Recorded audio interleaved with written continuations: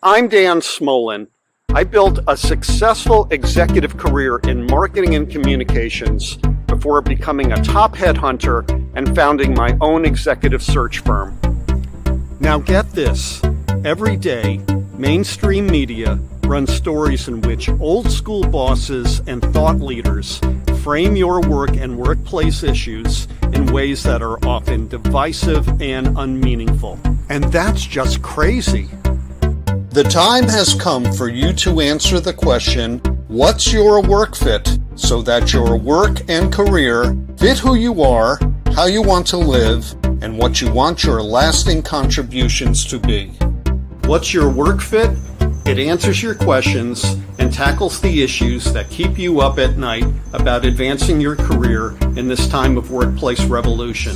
So let's get started.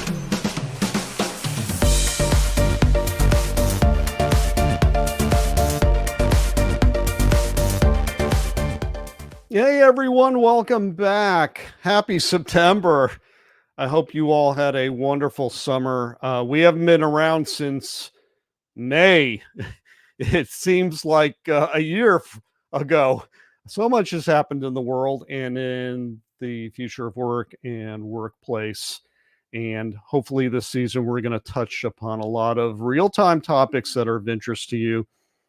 As I've often said, we could not have done the job of building What's Your Work Fit without you, our valued viewers and listeners and followers all over the country and across the globe. So thank you so much for being a part of this organic experience. It's been the thrill of my life and career to be able to put together this show, and also the What's Your Work Fit in the Workplace series with my colleagues Mark Gilbreth and Fran Saley. They'll be returning to a future live show very soon. Before we get to our guest today, I want to ask you to follow us on LinkedIn or on our What's Your Work Fit YouTube channel if you haven't done so already. These are the buttons to look for. And one more ask I want to make, and that is, if you enjoy the content that you get here, the discussions that we have here on What's Your Work Fit, please tell 5 of your friends to subscribe to us on our LinkedIn channel or on our What's Your Work Fit YouTube channel.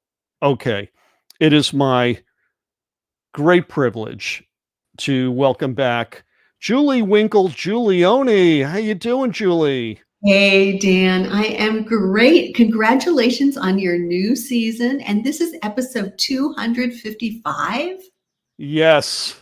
Wow, what a commitment you are making to a positive workplace. Thank you. You know, I've been quote unquote podcasting since 2016. So that's 8 years. I'm into my 9th year of doing this craziness. Amazing. But I have to tell you, it's been the thrill of a lifetime, and certainly to have guests like you who make it all worthwhile. So thank you.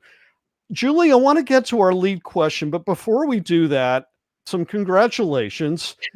Here you are last week, cracking open a box from your book publisher with the latest copy of Help Them Grow or Watch Them Go, 3rd edition. Congratulations. Thank you. I guess it goes on sale later this month? It does, the 24th, although pre-orders are accepted now. So give our audience a little synopsis about what you are seeking to accomplish with this book. Yeah, so this is the 3rd edition. We wrote the 1st edition back in 2012 and then a 2nd edition in 2019. And the basic problem that the book is designed to address is that we know that career development is among the most important factors to folks in the workplace. It's a huge contributor to engagement, satisfaction, and retention. And we know that consistently satisfaction with career development is very low. You know, you look at most employee, engagement surveys or climate surveys, and career development is always there at the bottom. And so what we really wanted to do was figure out if there is such a business case, human case for career development, why isn't it happening? And how can we structure it in a way that's really doable, given the reality that most leaders and employees face, being so time starved. And so what Help Them Grow or Watch Them Go does is it reframes career development in terms of conversation rather than a series of events, and conversations that can happen iteratively in small chunks layered over time that really create a development experience that's more authentic, Right. and more durable in terms of helping people to enjoy the kind of growth that they're looking for. Well, that's a wonderful segue to our lead question. You are the perfect guest for our topic today, who, um, I should say, the topic was submitted by our viewer, Ed. Hey, Ed, thank you so much.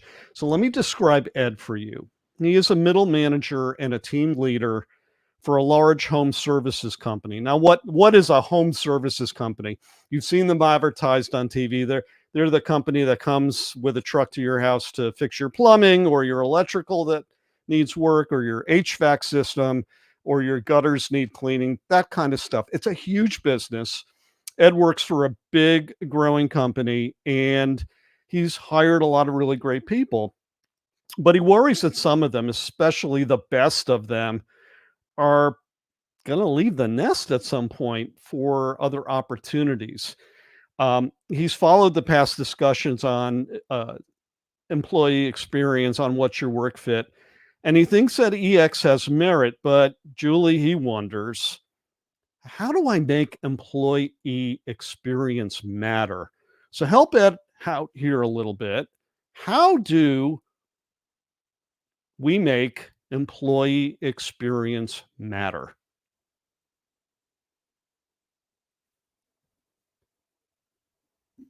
And that is such a great question, because there's clearly a connection between the employee experience Mhm. and the retention that you're concerned about.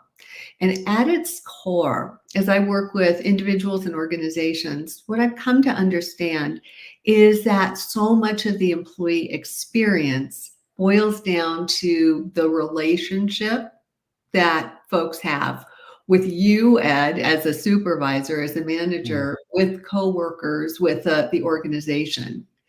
And so, as we kind of unpack what people are looking to accomplish, achieve, feel in the workplace, I think we can start to figure out, all the pieces of this puzzle that is employee experience. So, the things that people are most anxious to experience in the workplace, based upon my research, Mhm. are a sense of purpose, meaning, a way to contribute. People want to feel like they're making a difference. And when we Mm. can help connect people to that sense of purpose, you've got a piece of that employee experience puzzle in place. And in Ed's case, I mean, the work that you're doing, that your folks are doing, I'm sure it sometimes feels, I don't know, mundane or trivial, to change out a toilet or um, Yeah. put in new tile or something. But any of us who have ever had work done on our homes and know the emotional experience that is, we know that what those people are doing is really meaningful. It's Mhm. making a difference. And how they do it can leave me and my home just feeling great or crummy. So, Ed, one of the things that you may want to do is help connect the dots to between what they're doing and really the significant difference that they're making in terms of people being able to enjoy, this space that we call home. So I want to take a step back. Our dear friend and past guest Denise Bruder said, Dan, why don't you define EX for us? Mhm. And so I put together this slide. What is employee experience? And I'm hoping this aligns with some of your thinking, Julie. EX refers to the overall journey that an employee takes with their organization. This just feels right. That it encompasses everything from the first impressions they get when they're applying and interviewing to that exit interview and maybe beyond. It's the interactions with colleagues and managers and the physical domain and the digital work environment. Does that feel about right to you? Yeah, I mean, it is the umbrella that really covers the employee's world relative to your organization. Yeah. So let's get to another question. This one is from Hunter. How you doing, Hunter? Hunter asks, how does a workplace manager or leader leverage the quote unquote financial impact of EX? So you hire an employee and you obviously want to make sure that you retain them, that they're good, that they're meeting their marks, that they're exceeding their objectives. But how do you do that? How do you measure, for instance, the lifetime value of that hire so that it by extending a lifetime value of somebody, you've done that because the employee experience has been so fortuitous for them and for you. Yeah, yeah. So there's plenty of research, Hunter, on this, maybe not within your organization, but more broadly, that's able to link the employee experience in terms of its impact on engagement. And what we know about engagement is that it unlocks, the discretionary effort that leads to business results Right. in the domains that are most important. It also leads to greater employee satisfaction, which translates to customer satisfaction, which can be quantified. And we know that it leads to better retention results.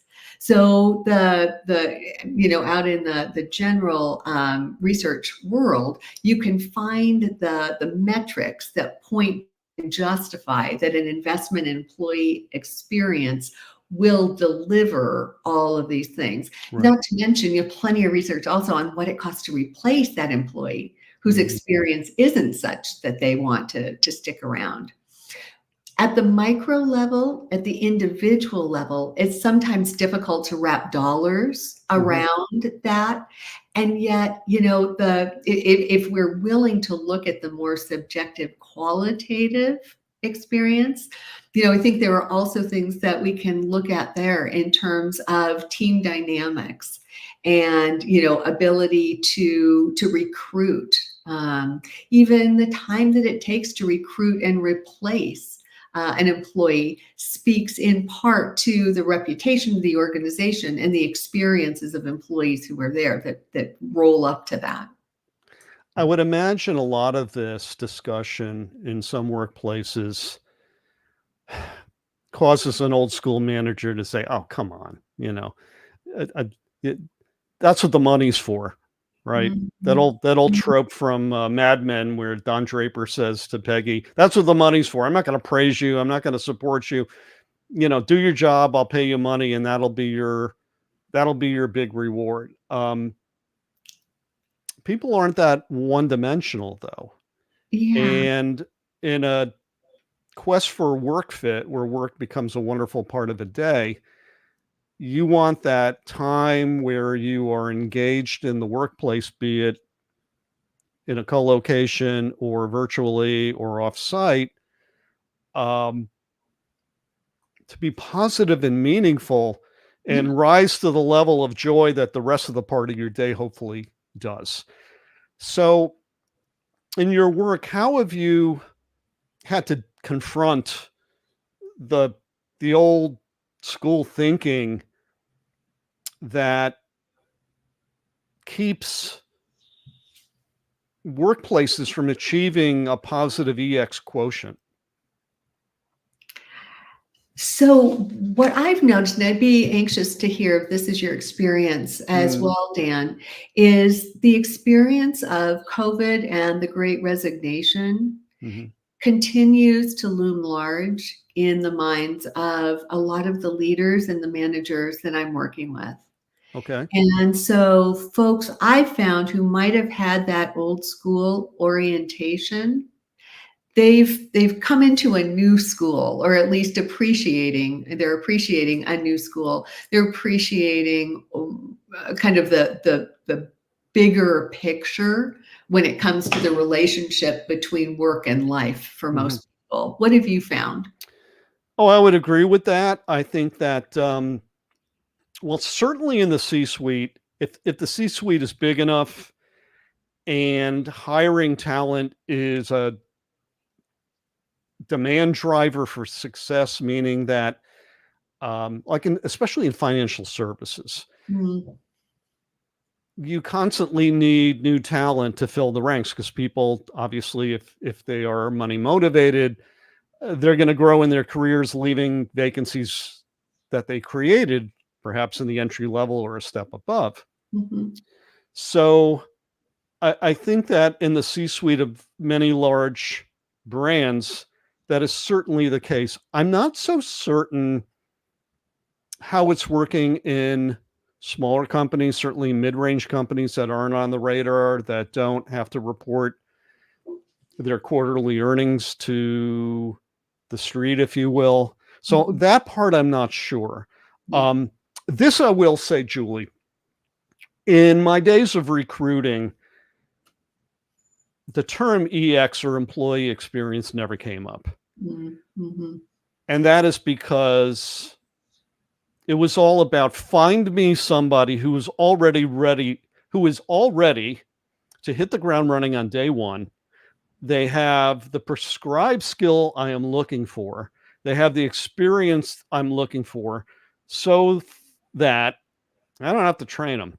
I don't have to ride on them. I don't have to nurture them. And I know that sounds cynical, but that was the operating principle of recruitment for a good part of the 20 years that I did it. Yeah. Um, but things have changed. And I was talking on Sophie Wade's podcast about this a couple of weeks ago, where the experience of getting recruited by or engaged with a company as a potential new hire has in some organizations been completely flipped. And what do I mean by that? You may not, in the old days, I may have presented a candidate who I've pre-screened for you.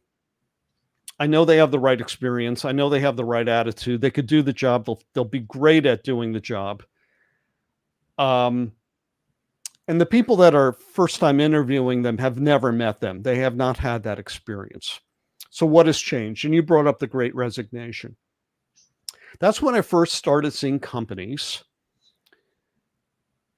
bring in talent that perhaps look interesting as people, Mhm, but for mhm, whom they don't necessarily have an open assignment yet.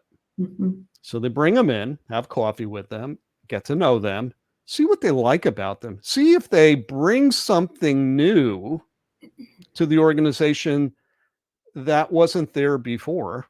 Yeah. And then when an opening comes in, Julie, great news. We got something that might interest you. Come on in. Yeah. And you've already done the work of vetting that person Mhm. that hopefully will mean a better employee experience for them and perhaps you as hiring manager. Yeah, yeah. It's a much more, holistic sort of Mhm. approach, isn't it?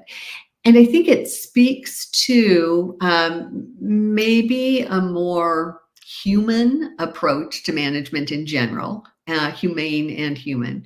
But also, I think what you're talking about really speaks to the needs of organizations who are finding themselves confronting a level of ambiguity and complexity and Mhm. uncertainty like never before. And so, whereas in the past you knew you needed a square peg to Right. fill this square hole, now you don't even know what the holes are or if it's going to be a pegboard that you're working toward anyway. And so for leaders to open their minds and open up the door to conversations with a Right. broader population, kind of reminds me of the story about the minivan. Customers didn't know they needed that until it was invented. They didn't know to ask for it. We don't know in organizations the kind of, opportunities that might be around the corner until they Right. present themselves. And so having that, it's almost like a pipeline, a pre-pipeline of talent to tap. You made me think of another benefit to the new ways of engaging prospective hires. So my job was to find people that checked off all the boxes. And that's great, to find a specialist. Hopefully they've had success in the past doing whatever they're doing, sales, operations, whatever. The problem was, Julie, we often found people that looked like the hiring manager. Of course. Yes. And that made the hiring manager feel validated, Mm-hmm. but it may not have solved a problem. Yeah. Now we come to this new way of engaging talent, which puts the chemistry first. And you've vetted out people that you think will be an interesting, not necessarily a match to the organization, but an interesting addition to the organization, Mm-hmm. whereby let's bring somebody, this is a white male organization. Why doesn't this organization look more like America? Why aren't there more people of color, women of color, et cetera, et cetera? Maybe people who are apparently neurodivergent, and maybe they have specialized skills that we could benefit by. This new way of thinking actually, I don't like the term, but I can't think of anything else, democratizes the process Mm-hmm. Mm-hmm. so that the company and its brand reflect something new Mm-hmm. and different that makes it a really rewarding place to work. And oh, by the way, that's a big driver now. Yeah. That those people that are seeking out your company first to know, well, do I even want to work there? Yeah. Yeah. It's the companies where people want to work that are the ones that are succeeding. Oh, without a doubt. And you talked about, finding the right chemistry and that sort of thing. But the other thing we're able to do when we approach talent acquisition in this way is we're looking for experiences that could be transferable into different contexts. So there's a track record. So it's not like you're just, throwing spaghetti on the wall and hoping something sticks. You've got a track record that has the experience of agility and innovation that will be able to zig and zag as you and your organization need to. The other thing that I have noticed is a shift in the nature of the interviewing conversations themselves. Of course, they're still focused on getting the information to make an actionable database decision. But there's a lot more time and attention spent helping the candidate understand the value of coming to work. There's a more of a selling job. And I don't mean that in a bad way, because it's not a heavy-handed thing, but really like a transparent, realistic preview of what it looks like here, what our culture's like, how we interact. So whereas in the past, I think there was sort of a one-dimensional sales job, we've got the best benefits of and people got in, it was like, oh my gosh, I can't stand this environment. Right. There's much more transparency about that, to the point where, in one organization I'm working with, we have this self-assessment to figure out where people's interests lie relative to how they want to grow. They actually are offering it to candidates to use in advance, and then they can have a conversation and say, this is how we think about, and this is how we talk about development in our organization, so that, both parties can feel really comfortable when there's a yes made and a signing on the dotted line. My dear friend, Andrea Horvath. Hey, Andrea, she says, as I'm listening to this, I'm thinking about authenticity. This requires that people show their true selves when meeting organizations. It's spot on. It's true. It's true. And that's, depending upon one's situation. And, if you've been out of work for a while and are feeling a lot of pressure, I can appreciate how that might suffer on the part of the candidate. And yet in the long term, finding a poor fit has sometimes worse implications than remaining unemployed. I got to meet up in real life with somebody who I've become friendly with on LinkedIn over the past, I don't know, 5, 6 years, this summer. And we were talking about workplace venues, and she was saying that, she misses the camaraderie she felt in the traditional co-located office because she thrived on having those workplace friendships. And I think a lot of people do seek out a tribe at work. Typically you may do that in, in school and, in summer camp and in college and things like that. But a lot of people do make bonded relationships at work. And so having a workplace that is open to your individuality, so to speak, and your needs, wants, and desires, but also your strengths and potential. That brands that are that way, again, it's a free market. Mm-hmm, mm-hmm.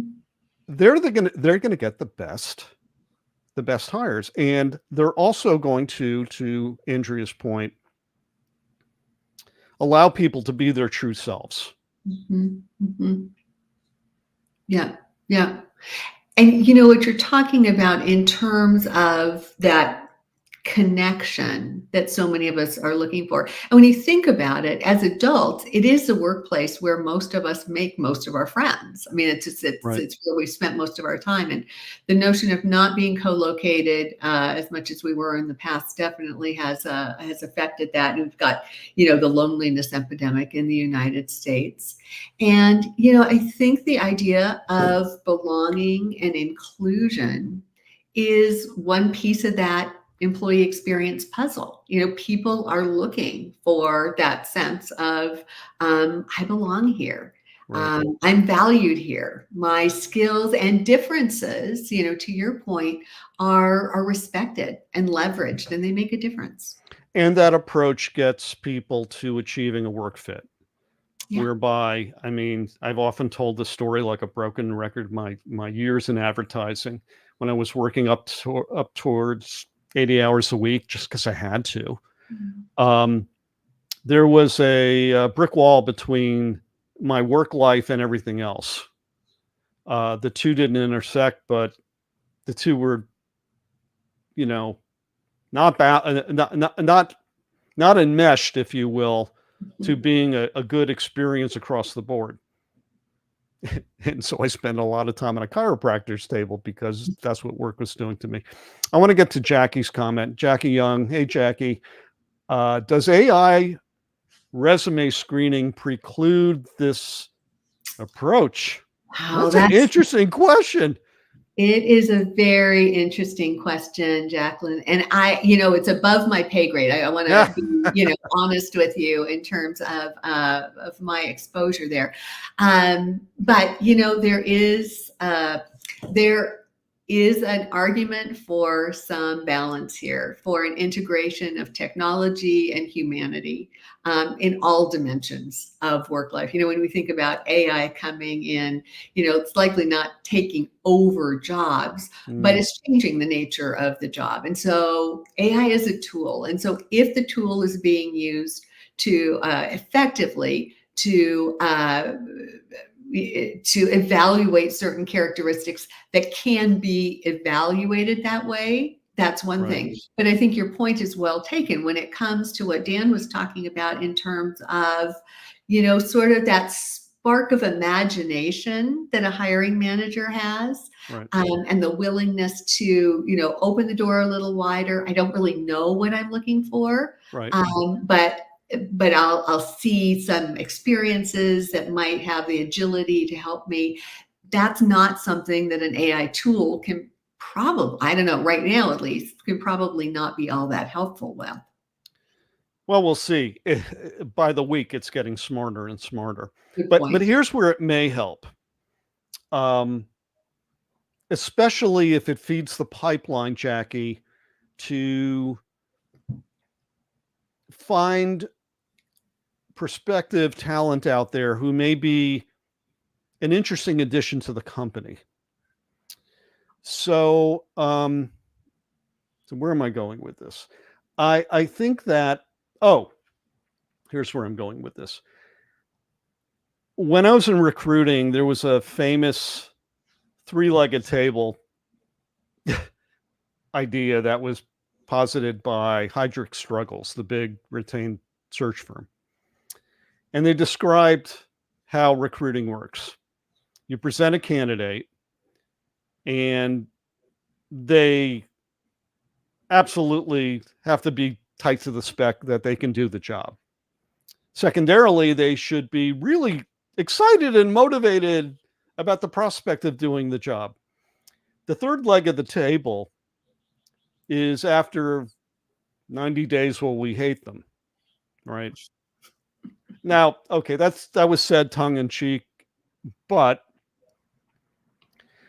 when you seek out people that have all the must-haves, oftentimes the fit check, the old fit check, gets tossed by the wayside.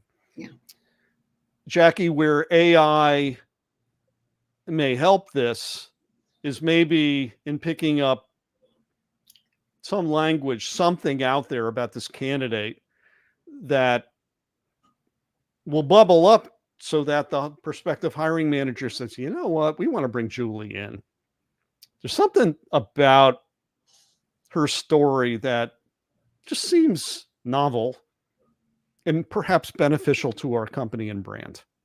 And so that's where I think AI is probably going to be a benefit at some point.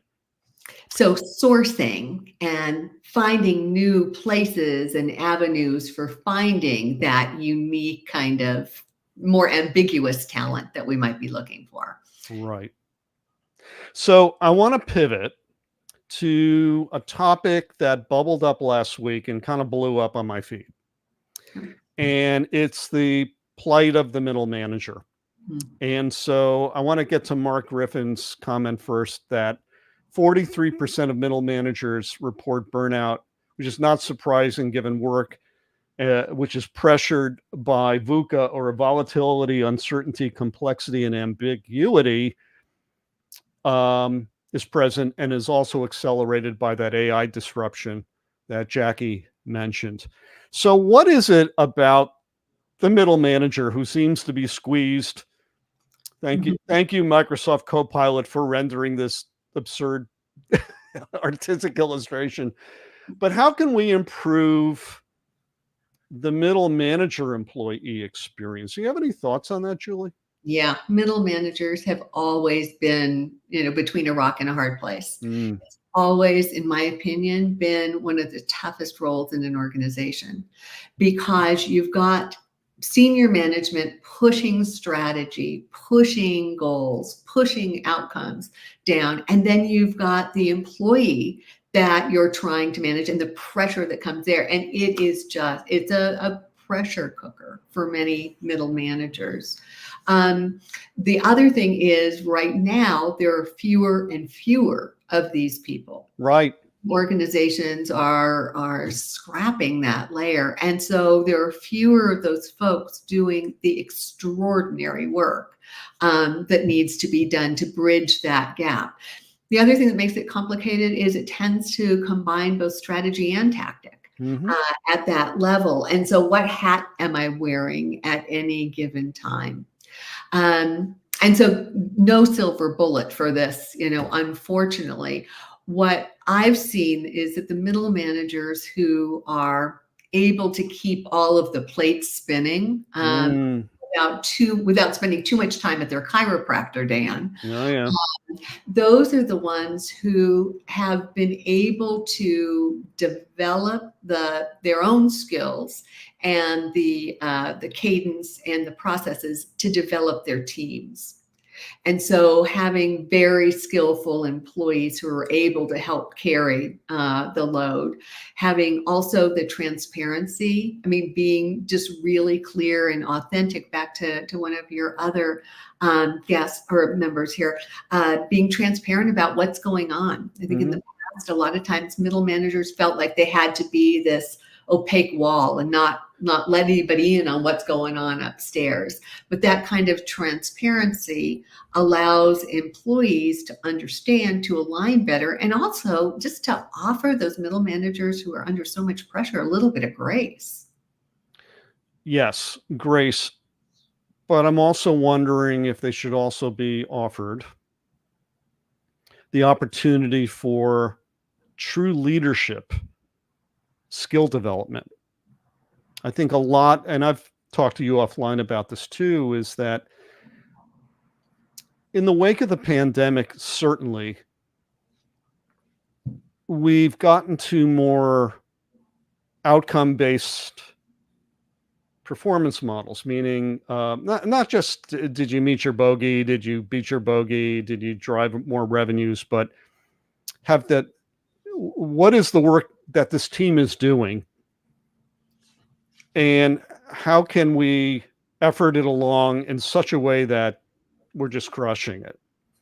And the success is not filtering through a middle manager anymore, but it's immediately felt by a team, by the team members together.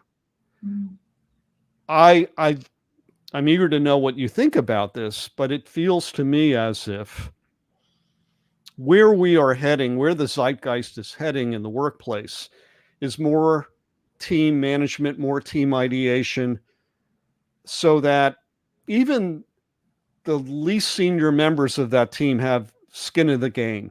They can bring up ideas. They're no longer going to be dismissed because they're entry level.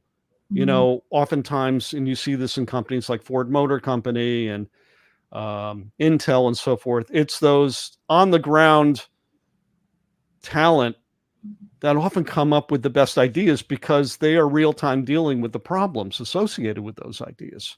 Yeah. Yeah.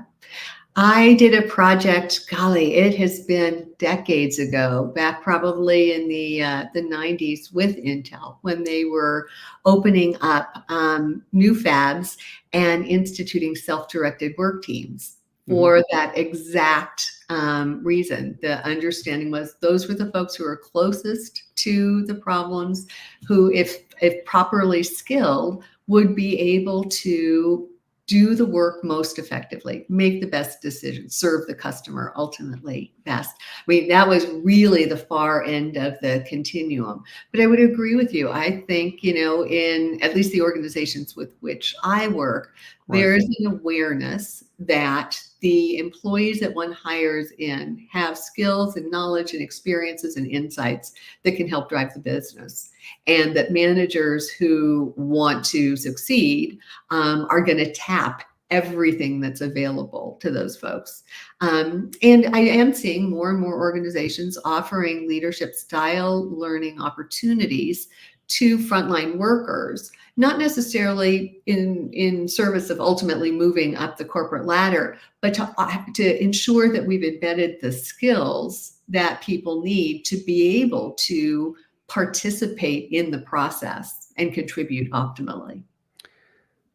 One more question on this, and that is there a democratization that happens on leadership teams now that wasn't there for old guys like me who had a cog in a reporting structure? I had people below me, but I certainly had 2 layers, sometimes 3 layers above me. So what do I mean by that? In the old days, most of my everybody had a college degree, but most people had master's degrees. And later on, I noticed that the trend was let's not even hire them unless they're from Wharton or something like that. Mhm. Well, now we're at a point for a lot of work, and certainly in municipal and state government management, you could be just fine with an associate's degree Mhm. or some kind of specialized training. You may not necessarily have had to invest hundreds of thousands of dollars in an undergraduate degree to get a Mhm. job. Mhm. Do you agree with me that there is, with a trend towards hiring people who have specialized skill or training gotten from what are now 2-year programs, perhaps? Has that taken hold? Is there, because we don't have so much degree inflation going on now, is that actually helping to create more positive outcomes for teams? I think it depends upon the organization and the team and the leader more than anything. Because they're really the vibe around that, the attitude, how that's embraced starts at the top. So in Mm, organizations where there's really a keen understanding that we are hiring for skills, that we no longer are going to create the 4-year degree hoop right. as something that has to be jumped through. If an organization has a strong business case for doing that Hmm. Hmm. and is communicating that, and that then trickles down to, okay, I see how these people who may have an educational background that's different from mine still have a huge role to play in terms of our success.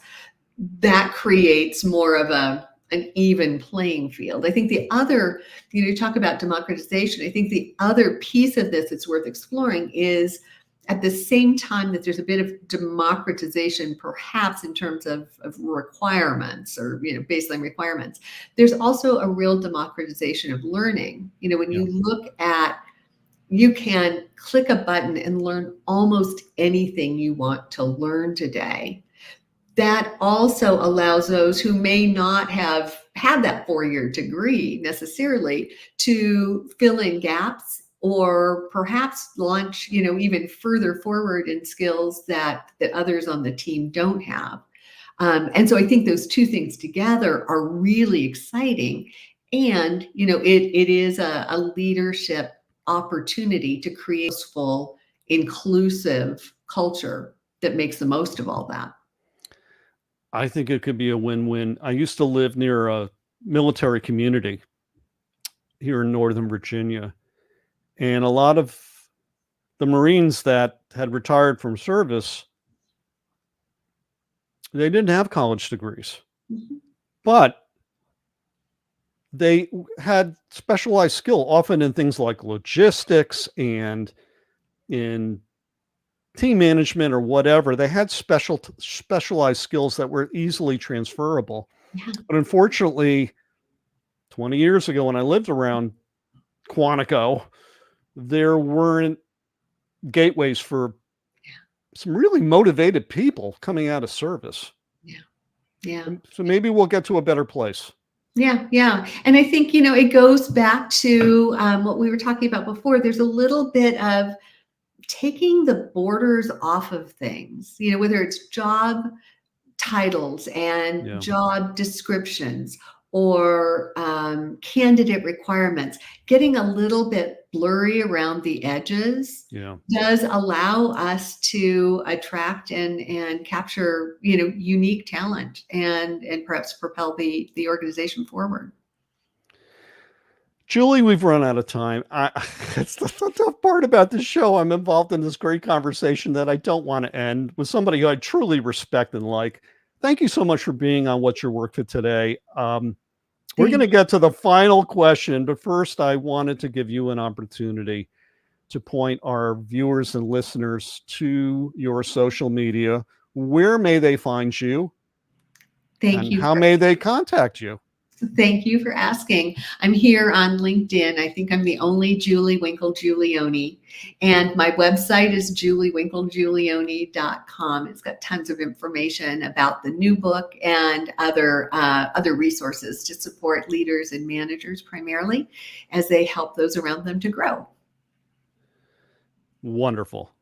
Well, we've come to the end and the burning question. Now, I'm going to pose that question, but first let me tell you that Julie actually answered this question well over a year ago. So we're going to revisit what you said, and I want you to tell me if it still applies. So here's the tee up. What's your work fit, Julie? What attribute, condition, experience, place, or state of mind makes the work that you do a wonderful part of your day, doing many other wonderful and meaningful things, and not the all-consuming time suck of a day? So from April of 2023, here you are answering that question. So I hope it's okay if I have two answers for this. Absolutely. I actually could go on for another half an hour on this topic. The two things that really strike me as differentiating my experience and my relationship with work are, first, my ability to use my signature strengths every day.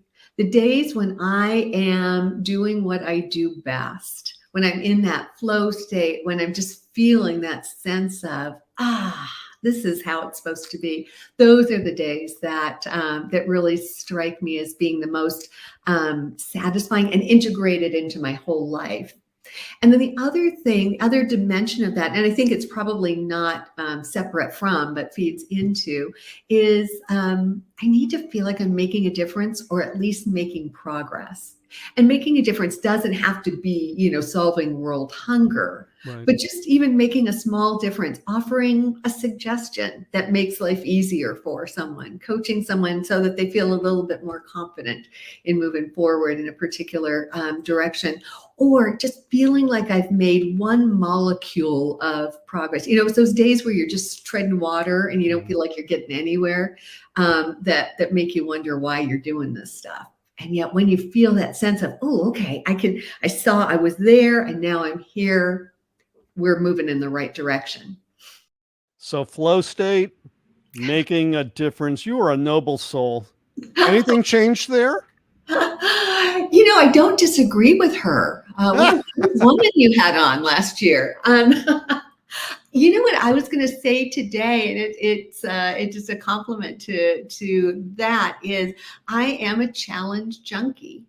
Yeah. I live for the next thing to invent and figure out. And there, although, it relates to the work, I find that it becomes like the puzzle that I play with in my head outside of work that brings things together. It inspires conversations outside of the workplace. And so for me, challenge, being able to pursue really, juicy new challenges also keeps me alive and integrates me in my work. That is beautiful. That is beautiful. And an inspiration to me, because I too am a challenge junkie. If I wasn't a challenge junkie, I wouldn't be doing What's Your Work Fit. Julie Winkle Giulioni, you're a gift. Thank you so much. I hope we can get you back on at a future date to continue this conversation, which was just fabulous. I would love it, Dan. Thank you so much. Thank you. Oh, stick around. Stay in the room. I'm making martinis. Hang out there. Thank you, Julie.